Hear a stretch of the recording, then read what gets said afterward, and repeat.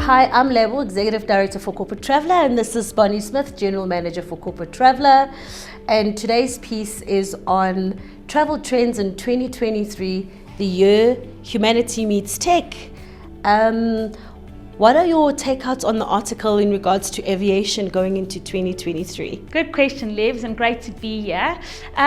Look, I think we've seen lots of things happen since COVID, and I think what we have to be mindful of 2023 is probably that there's less capacity, meaning that there's less airlines to get to destinations.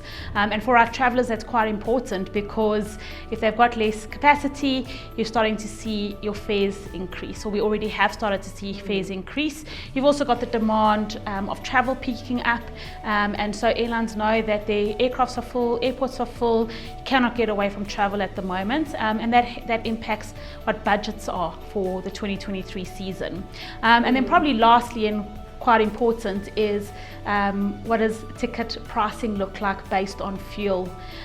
Just like fuel has impacted the economy in South Africa and globally, as it gets more expensive for us, it gets more expensive for airlines, which means it again increases the pricing of tickets. And with the demand of aviation obviously going up, what do you think the knock-on effect it will be to groups and conferencing for businesses?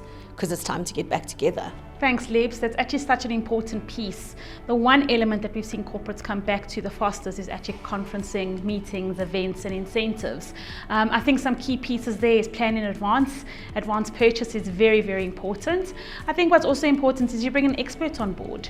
You don't want to be trying to do a travel conference or an event without having expertise there, and that's something that we manage very well at Corporate Traveller. So for me, it's something that customers want more and more. I think they're tired of virtual meetings, they're tired of you're muted, can you turn cameras on, and they actually want to interact face to face, and the first place that they're going to do that is by hosting a conference or an event.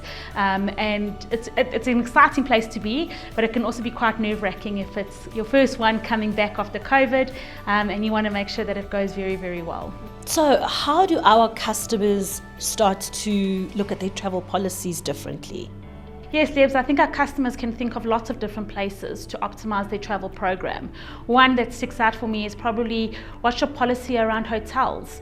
Do you always need to stay at a 5-star hotel, or can you start thinking differently around self-catering or bed and breakfast or long-term stays, which have good level of service, good level of comfortability, but is actually good for the corporate policy budgets and budgeting in the future.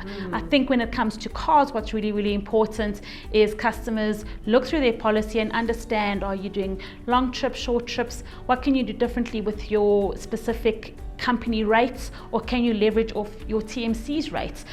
Here at Corporate Traveller, we have really good rates with our car companies, and it's important that you're starting to ask those questions.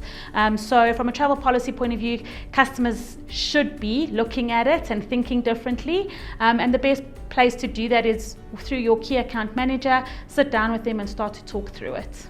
Thank you so much, Bonnie. That was so insightful. My favorite piece on the white paper was really around duty of care. It's available on the Corporate Traveller website.